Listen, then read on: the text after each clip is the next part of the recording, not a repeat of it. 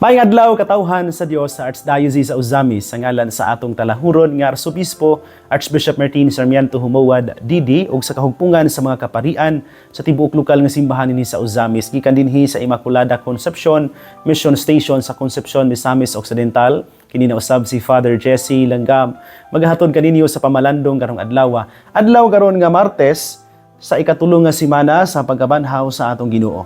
Abril 16, 2024. Ang ebanghelyo nga atong pamalandungan karong adlaw mga igsoon atong kutluon gikan sa ebanghelyo sumala ni San Juan.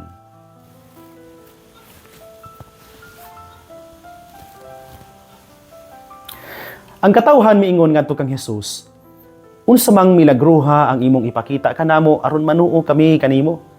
Unsa may imong himuon?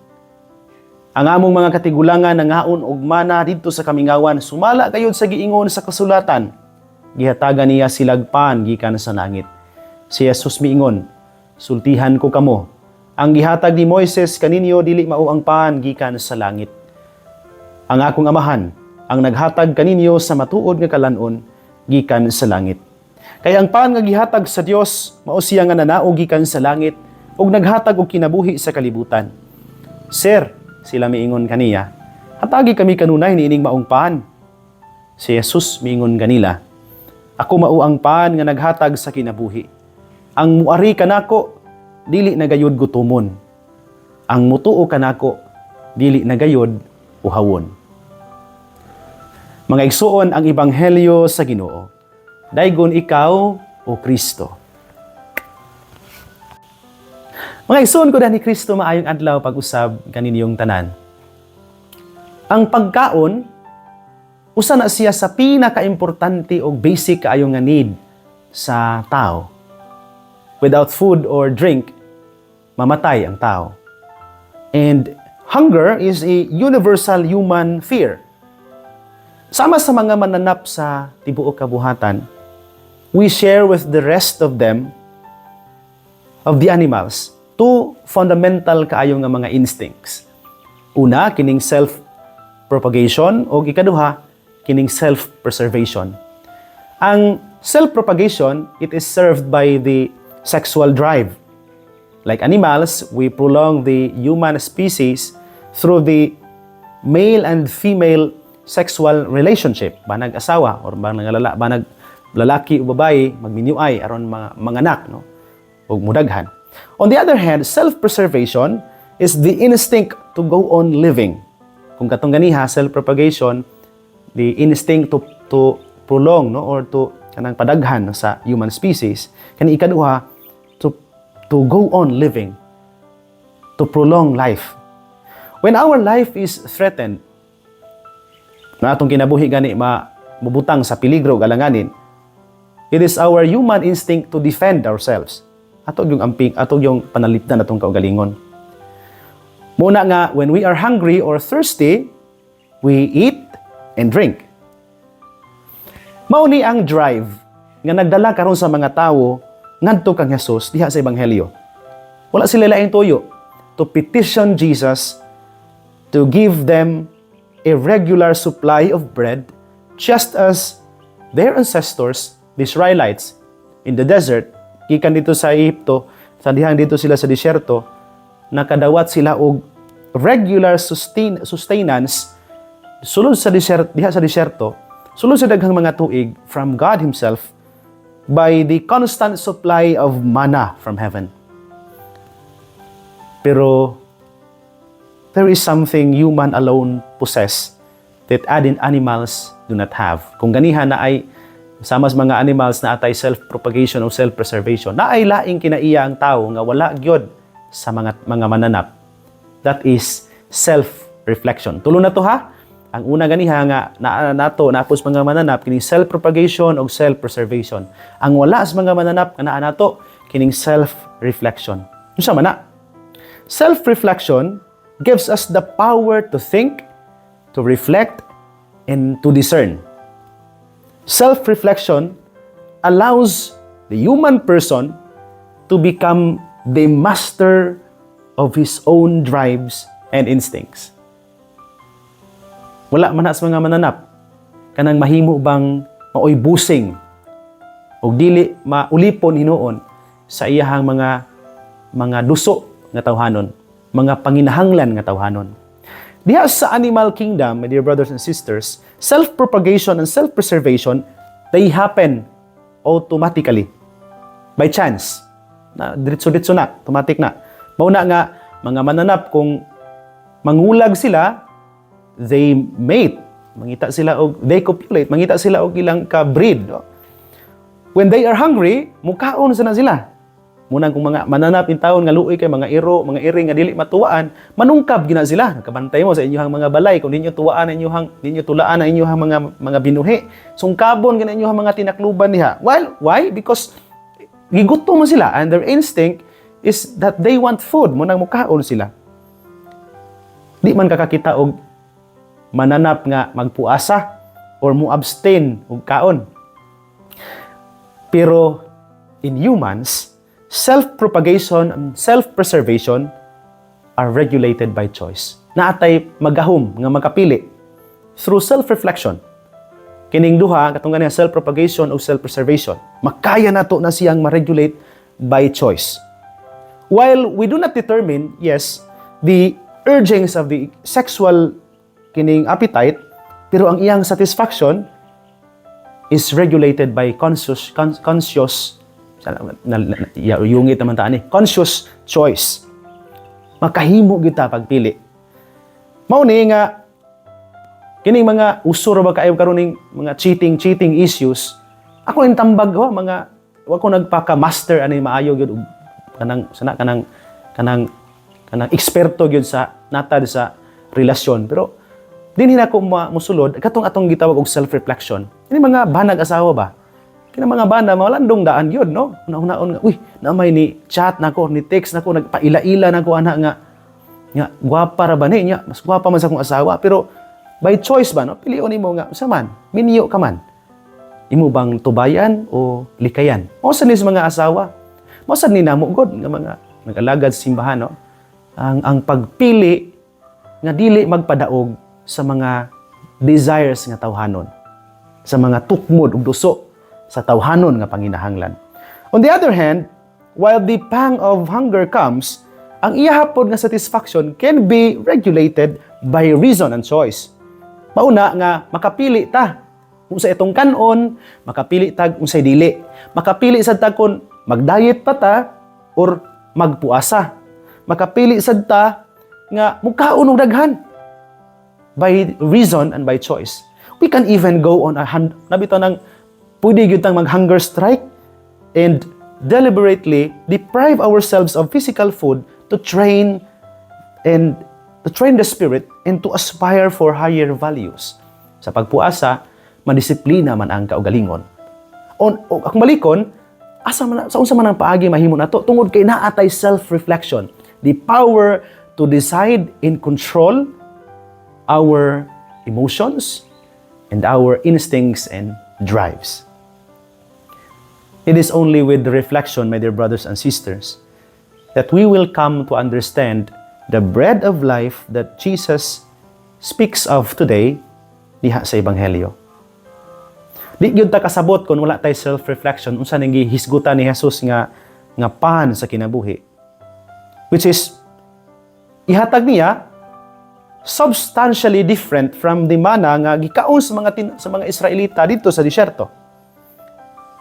The bread that He will give satiates beyond physical satisfaction. Dili ra kay lawas nga panginahanglan sa pagkaon, kundili ang espirituhanon nga kagutom ug kauhaw. Iyang pagabusgon. Gitawag ning pagkauna og soul food o pagkaon sa kalag. And we need to desire it, mga igsoon. Kinahanglan gid ato ning panganduyon to choose it and to long for it. Panganduyon, pangitaon, adlaw-adlaw. Mo bitaw ning miingon siya sa Ebanghelyo, I am the bread of life. Whoever comes to me will never go hungry, and whoever believes in me will never be thirsty.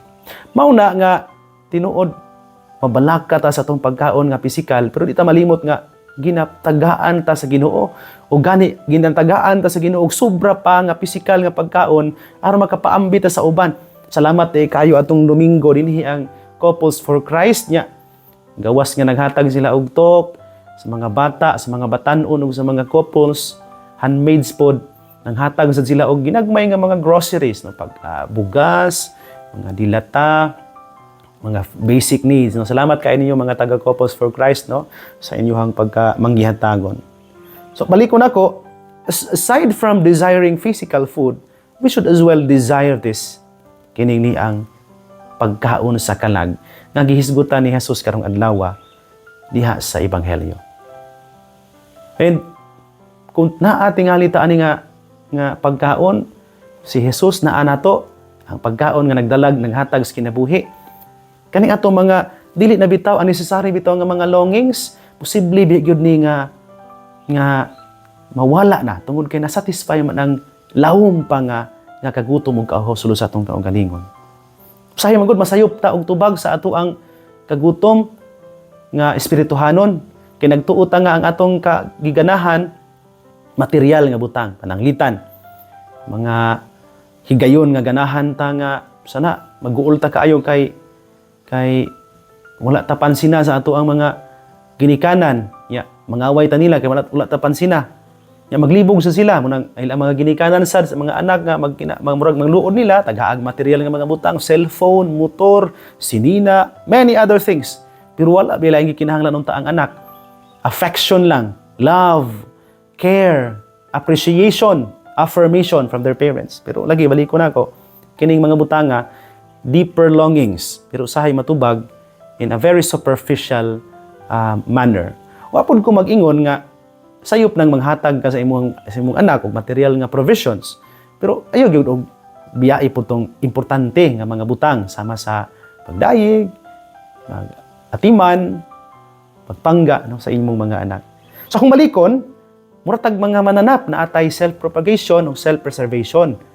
Mga instincts na, mga drive sa tao. Sexual drive o kining drive for food. Pero dili sama sa mga mananap na atay gahom through self-reflection to control this.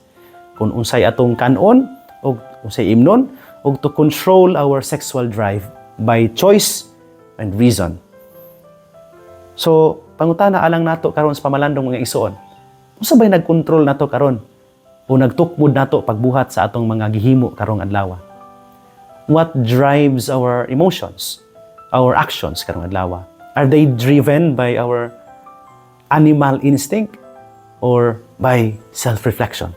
O kung naabay mga higayon nga mas ni pasulabi o gidaog ta sa ato ang tawhanon kaayo nga mga duso sa kinabuhi. Tawhanon nga mga panginahanglan, hinungdan nga nakahimo na hinuuntag sala nga supag sa kababuton sa Ginoo. Kung doon na may mangani mga igsoon, katuntag self-reflection. Sa dili pa ta muhimo og butang, mamalandong tadaan. Kung magdala ba ni nato sa kaayuhan o kaayuhan sa uban, o magdala ba hinuon nato sa sala. And universal norm, ato yung likayan. Kung unsay dili makadalag kaayuhan, nga ni nato. Og mas pilion gyud natong himuon og kanunayon ang mga buhat nga magdala nato ngadto sa Ginoo. Ug sa katapusan dili malimot, we ask the bread of life, ang Ginoo, to give us the grace nga mahimong satisfied ang atong kinabuhi kanunay uban niya. Simbata, the bread of life is there. Naa sulod sa misa na atong gikalawat adlaw-adlaw kanunay. Hinaot pa unta. Mga igsoon ko diha ni Kristo dinhi na lang ko kutob pansadili pa nako tapuson kini akong pamalandong. Tuguti una ko sa pagtunol sa akong mga greetings no karong adlaw. Unahon gid akong pasalamat og greet ang mga pundok sakop sa kining Couples for Christ no dinhi sa Misamis Occidental. Dinhi gyud sila atong Domingo no. Dinhi sila no si Brother Julius Nasod ug iyang family, iyang asawa, iyang mga anak pod. Daghan sila kaayo mga sakop sa kitong na ilahang provincial head for the Kids for Christ, napud tong sa Youth for Christ, napud tong sa handmaids no. Salamat kay ninyo. Wala lang ko kapangayo sa ilang mga ngalan. Isuwat unta no para sige lang no kay mamalik pa man sila diri. Hopefully we will be able to know them personally na gyud no. by name, no? Ay nagbalik nila sunod bulan diri. I think July mo balik sila diri July para sa lain na pud nga program para dinhi sa parokya. Salamat kay ninyo, no, taga Couples for Christ, sa inyong pagduaw, pagbisita o pagpaambit sa mga grasya nga inyong nadawat sa material o espirituhanon kay nga paagi to satiate us as well dinhi sa konsepsyon sa inyong mapaambiton nga mga batasan o kinaiya. Salamat kay ninyo. Ako pod nga pasalamat sa mga pundok sakop sa Family and Life Apostolate dinhi sa parokya pinanguluhan ni Bro Ayan Sinconiege, sa pundok sa Couples for Christ dinhi sa parokya pinanguluhan ni Bro Nel Kahoy, no? Salamat kaayo. Salamat pod sa mga sa cluster sa CFC clusters sa Pangdalaga, Calamba, Baliangaw nga nanganhisad gahapon, no, pinanguluhan ni Kuya Larry Clamuhoy, no. Salamat kay ninyo sa inyong pag-anhi. Salamat pod sa pagbisita kagahapon sa atong suod nga higala og mo'y nag-donate sa ato ang mga gamit sa simbahan, kining ato ang ambu lectern o kining tungtunganan sa ato ang kining tabernacle si Brother June Manangkil. Salamat kaayo koy sa inyong pag-anhi kauban sa iyang asawa o iyang sister-in-law o brother-in-law. Salamat sa inyong pag-anhi dinhi gahapon atong Domingo, no, aron mo bisita nato. Salamat kaayo. Ako pod nga pasalamat sa pundok sa mga Legion of Mary, si pinanguluhan ni Ma'am Rovelyn Ikaw. Atong miaging adlaw, doon na sila seminar, naamang guni sila mga trabaho, pero napamalihog nato sila nga muadto gyud, no, sa Uzami. Salamat pod kang Mamining Fasitaka for hosting, no. Wala lang sila katulog dito tungod sa mga kakulian, no, nga murag lisod kaayo pod, layo kaayo ta. Ya, wala ya mo usahin murag lisod kay pagpangita og kaning sakyanan, no, para nila mo adto sa Uzamis gikan dinhi sa Concepcion. But anyway, salamat kaayo, no, kang sa pundok sa Legion of Mary pinanguluhan ni Ma'am Rovelyn Ikaw, kang Mama ni Fasitaka ang atuang Ridja President, no, sa Ridja dinhi sa Misamis Occidental. Ako man ilang spiritual director, mao nga pag-abot yun ako dinhi sa Concepcion, mao una na akong natukod ning Legion of Mary tungod kay ako may spiritual director magud ko, no, nila sa Archdiocese, no. Ako may Ridja spiritual director. So salamat kaayo. Salamat pod kaayo sa Sacred Heart of Jesus pinanguluhan ni Ma'am Girly Hinutan. Dito pod sila sa dapitan atong sugod 11 hangtod sa 13 para sa ilahang convention sa DUPIM, no. Apil man ang DUPIM na kay apil day ang ipil ana, no, Dipulog, Ipil, Usamis, Pagadian, Iligan ug Marawi. Salamat kaayo ninyo, no. Sakop sa apostolado sa pag-ampo sa inyong pagtahan sa kaugalingon para niining maong katuyuan. Ako pod nga pasalamat sa mga altar servers o mga kabatan-unan din sa parokya sa paggahin gyud og panahon og adlaw para sa ilang kids fellowship nga mahitabo karong Pista 21, Domingo kana, no.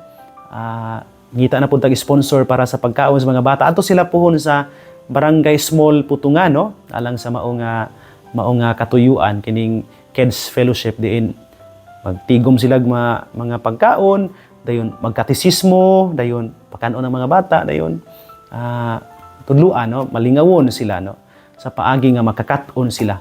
Lingawon sila sa paagi nga makakaton sila, dayon busgon sa pagkaon nga dili lang material o espirituhanon pod. Salamat kaayo ninyo mga batan-on pinanguluhan ni Inday Jenilyn Luquias sa Paris Youth Ministry o ni Marlon Pactol sa Altar Servers Ministry nga usara man ni sila, no. Salamat kaayo. Salamat usab kaayo sa pag-anhi o pagtabang nato sa ato ang mga kalihukan, umaabot nga mga kalihukan dinhi sa parokya. Labi na karon Pizza 20 na dinhi ang PSAT, social action, nga grupo aron mag-meeting. Salamat kaayo sa makanunayong pagtabang sa atong mga sakop sa LGU. Salamat kaayo kang Kuya Sani Waminal, no. Salamat kaayo Kois, no. Nagpadala siya pod og ginagmay para sa maong katuyuan. Salamat kaayo sa Parish Pastoral Council, sa Parish Evangelization Team, salamat usab sa Finance Council, salamat kaayo sa Catechist og lay ministers, salamat kaayo ninyo. Sa tanan nga nahimong kabahin sa mga kalampusan sa atong mga paningkamot dinhi sa parokya, daghan kayong salamat sa inyong makanunayon nga pagsuporta o pagtabang kanato. Ako pod nga pasalamat sa mga individual nga nahimong kabahin sa atong pamalandong, no. Labi na tong mga sharers nato, listeners nato diha sa Facebook ug sa YouTube, diha sa atong mga social media platform, salamat kayo. Diya sa TV o sa radyo, salamat kayo ninyo sa inyong makanunayan nga pagsunod ka nato nining programa. Salamat ug daghan kayong salamat gayud kaninyo. Mga igsoon din hinalang kukutob, ayaw kalimot, ang pulong sa Dios ang ayan gayud nga pamation, pamalandungan ug paningkamutan nga mapuy-an. Bulahan ang tawo nga naningkamot magpuyo sa pulong ni Jesus kay sama siya sa kakahoy nga gitanom daplin sa sapa kansang mga dahon. Bisan kunting init dili gayud malaya. Ug timpo sa ting bunga, muhatag siya kanunay maayong bunga. Igsoon, ugma na usab uban sa panabang ug pangamas atong mahal nga inahan si Santa Maria, atong gitawag mga misamisnon ug ang Birhen sa Kuta, ang Dios sa kanunay magapanalangin unta kaninyo sa ngalan sa Amahan ug sa Anak ug sa Espiritu Santo. Amen. Magamping, magampo, mamalandong igsoon.